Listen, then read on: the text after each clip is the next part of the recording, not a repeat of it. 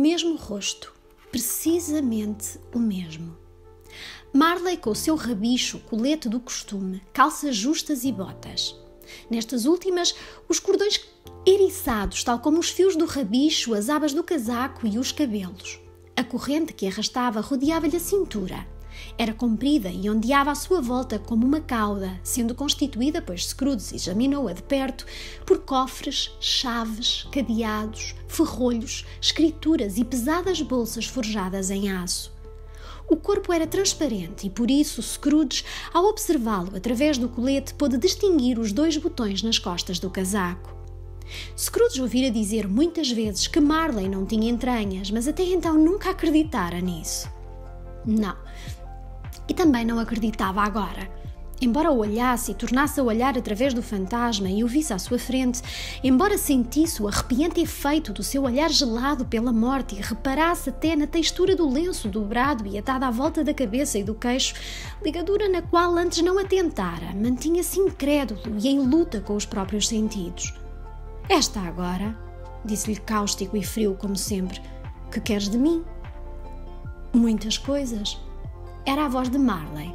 Não havia dúvida. Quem és tu? Pergunta-me antes quem eu fui. Quem foste tu, então? Repetiu Scrooge, erguendo a voz. És esquisito. Como assombração. Ia dizer para a assombração, mas optou pela forma mais conveniente. Em vida, fui o teu sócio Jacob Marley. Podes sentar-te? Perguntou-lhe Scrooge com uma expressão de dúvida. Posso. Então senta-te. Scrooge fez a pergunta, pois não sabia se um fantasma assim tão transparente conseguiria sentar-se e calculou que, sendo isso impossível, haveria necessidade de apresentar uma explicação embaraçosa. Mas o fantasma sentou-se no lado oposto da lareira como se estivesse perfeitamente habituado a fazê-lo. Não acreditas em mim? Observou o fantasma. Não, replicou Scrooge. Que provas gostarias de ter da minha veracidade para além das dadas pelos teus sentidos? Não sei, retorquiu Scrooge. Porque duvidas dos teus sentidos? Porque, explicou Scrooge, qualquer coisinha os pode afetar. Uma leve indisposição do estômago faz com que eles nos enganem. Tu podes ter um pedaço de carne mal digerido, um grão de mostarda, um naco de queijo, um bocadinho de batata mal assada. Sejas lá quem fores, tens mais de indigestão do que de assombração. Scrooge não tinha por hábito dizer piadas, nem se sentia na altura mínima e interiormente divertido. A verdade é que tentou ser espirituoso, para com isso se aliar, reprimir o seu pavor, pois a voz do espectro perturbava-o até à medula. Achou que se ficasse ali um momento a olhar para aqueles olhos imóveis e vítreos, estaria a correr um sério risco. Havia também algo de aterrador no facto de o espectro se encontrar envolto numa aura muito especial. Não que o próprio Scrooge a sentisse, mas era de facto o caso, pois embora o fantasma permanecesse totalmente imóvel, o cabelo, as abas da roupa e os cordões das botas continuavam a agitar-se como que pelo sopro quente de uma fornalha. Vês este palito? Perguntou-lhe Scrooge, voltando rapidamente à carga, pelo motivo exposto.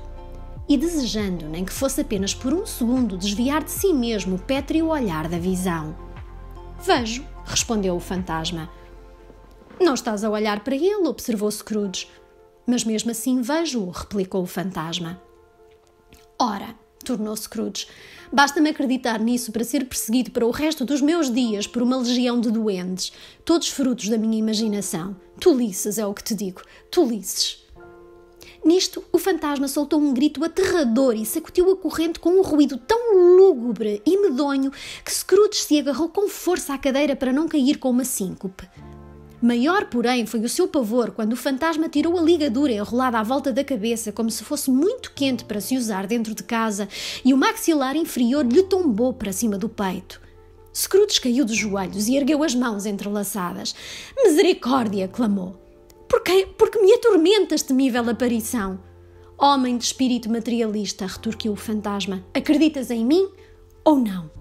Acredito, afirmou Scrooge. Tenho de acreditar. Mas por que razão os espíritos vagueiam pela terra e por que vêm eles ter comigo?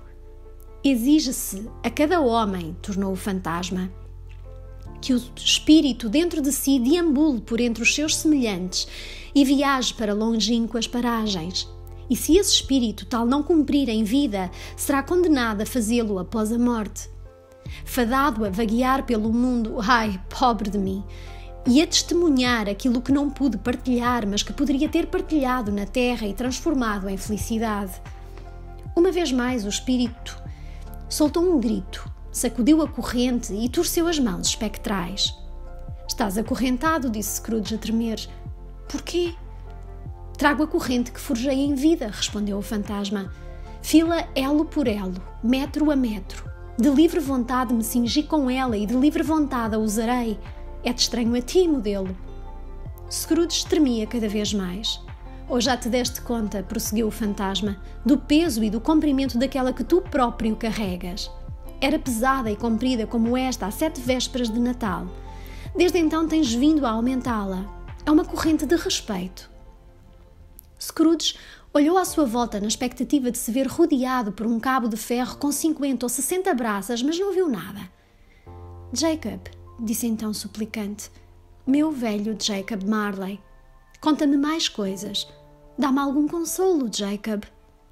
Não tenho nenhum para te dar, replicou o fantasma. Ele vem de outras regiões, Ebenezer Scrooge, e é transmitido por outros superiores a outras espécies de homens. Não te posso dizer o que me é permitido, pois pouco mais é. Não posso descansar, permanecer ou demorar em lado nenhum. O meu espírito nunca foi além do nosso escritório. Escuta bem. Em vida, o meu espírito nunca se aventurou para além dos reduzidos limites do nosso cubículo de cambistas e que extenuantes jornadas me aguardam. Era hábito de Scrooge, sempre que estava pensativo, enfiar as mãos nas algibeiras dos fundilhos e, magicando no que o fantasma lhe dissera, assim fez, sem no entanto erguer os olhos nem abandonar a posição de joelhos. Deves tê-lo feito muito devagar, Jacob, comentou Scrooge num tom de homem de negócios, embora humilde e respeitoso. Devagar? Repetiu o fantasma. Morto há 7 anos, comentou Scrooge pensativo. E sempre a viajar? Sempre, respondeu o fantasma, sem descanso, sem paz, a incessante tortura do remorso. Viajas depressa? Perguntou-lhe Scrooge. Nas asas do vento, replicou o outro. Deves ter percorrido grandes distâncias nestes 7 anos, observou Scrooge. Ao ouvir isso, o fantasma soltou novo grito e fez tilintar a corrente de uma forma tão aterradora no silêncio da noite que a guarda teria motivos para o multar por perturbação do sossego. Ah, cativo, preso e agrilhoado, clamou o espectro, por não saber que há séculos de incessante labor de criaturas imortais passarão na terra a eternidade antes de o bem das mesmas se desenvolver plenamente. Por não saber que todo o espírito cristão que trabalhe bondosamente na sua pequena esfera, seja ela qual for, verificará que a sua vida terrena é demasiado breve para a grandeza da sua utilidade. Por não saber que não existe remorso suficientemente grande que compense as oportunidades que se perdem na vida.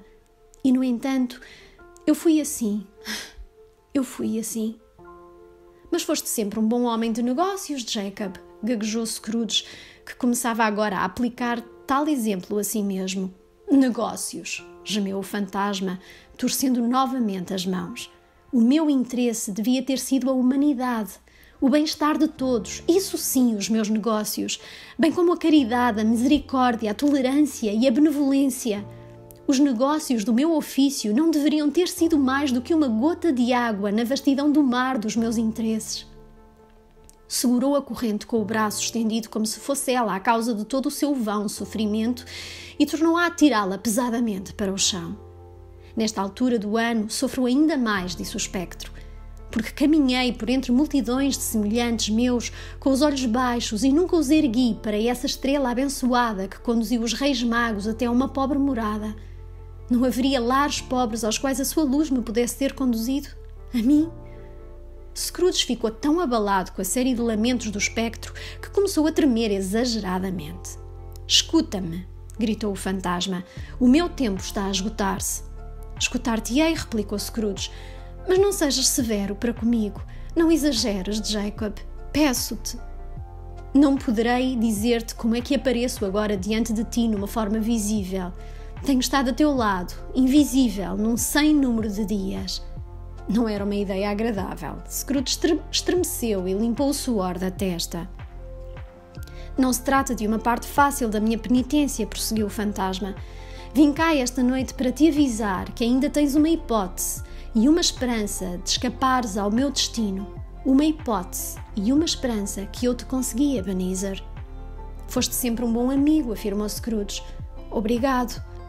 Vais ser assombrado por 3 espíritos, continuou o fantasma. O semblante de Scrooge ficou quase tão abatido como o do fantasma. É a hipótese e a esperança a que te referiste, Jacob? Indagou com a voz embargada. É. Eu preferia que não, gaguejou Scrooge. Sem a visita deles, explicou o fantasma, não te resta qualquer esperança de evitares o caminho que percorro. Conta com o primeiro amanhã, quando o sino bater a 1. Não podia recebê-los todos ao mesmo tempo para despachar, Jacob, aventou Scrooge. Conta com o segundo na noite seguinte, à mesma hora. Com o terceiro na noite a seguir, quando soar a última badalada da meia-noite. Não esperes tornar a ver-me e cuida, para teu próprio bem, de não esquecer o que se passou entre nós. Palavras ditas, o espectro pegou na ligadura que pousara em cima da mesa e atou à volta da cabeça como trazia antes. Scrooge deu-se conta disso pelo som aflitivo que os dentes fizeram quando os maxilares se chocaram. Arriscou-se a erguer novamente os olhos e viu-se confrontado com o seu visitante sobrenatural que em posição ereta o fitava de corrente enrolada no braço. A aparição foi-se afastando às arrecuas e a cada passo que dava a janela erguia-se um pouco mais até que quando o espectro a alcançou se abriu por completo. Fez sinal a Scrooge para que se acercasse e este obedeceu. Quando estavam os dois passos de distância um do outro, o fantasma de Marley ergueu a mão avisando-o para não se aproximar mais. Scrooge estacou. Fê-lo não tanto por obediência, mas por surpresa e temor, pois o erguer da mão apercebeu-se também de ruídos confusos no ar, incoerentes gemidos e lamentos, queixumes inexprimivelmente pesarosos e autorrecriminadores. O espectro, depois de os escutar por um momento, juntou-se ao triste requiem e desvaneceu-se, flutuando na noite escura e fria. Levado pela curiosidade, Scrooge aproximou-se da janela e olhou lá para fora. O ar estava repleto de vultos que, num incansável frenesi, vagueavam de um lado para o outro por entre gemidos. Todos usavam correntes como a do fantasma de Marley. Alguns deles, talvez membros do governo, culpados, estavam acorrentados juntos. Não havia nenhum que estivesse livre. Muitos chegara Scrooge a conhecer pessoalmente enquanto vivos. Relacionara-se bastante com um velho fantasma de colete branco com um descomunal cofre de ferro preso ao tornozelo que penosamente se lamentava por não poder ajudar uma pobre mulher com uma criança a quem via sentada cá embaixo na soleira de uma porta. O tormento de todos eles devia-se nitidamente ao facto de procurarem interferir para o bem em questões humanas, perdido que estava agora para sempre esse seu poder.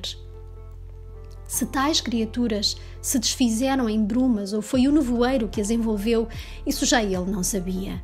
O certo é que desapareceram, eles e as suas vozes espectrais em simultâneo, e a noite voltou a ser como era quando do seu regresso a casa. Scrooge fechou a janela e examinou a porta pela qual o fantasma havia entrado. Estava fechada à chave, com as 2 voltas que ele lhe dera e os ferrolhos na mesma posição. Tentou dizer tolices, mas deteve-se na primeira sílaba. E estando muito necessitado de repouso, fosse pelas emoções vividas, pelas canseiras do dia, pelo vislumbre do mundo do além, pela triste conversa do fantasma ou pelo adiantado da hora, foi diretamente para a cama sem se despir e adormeceu de imediato.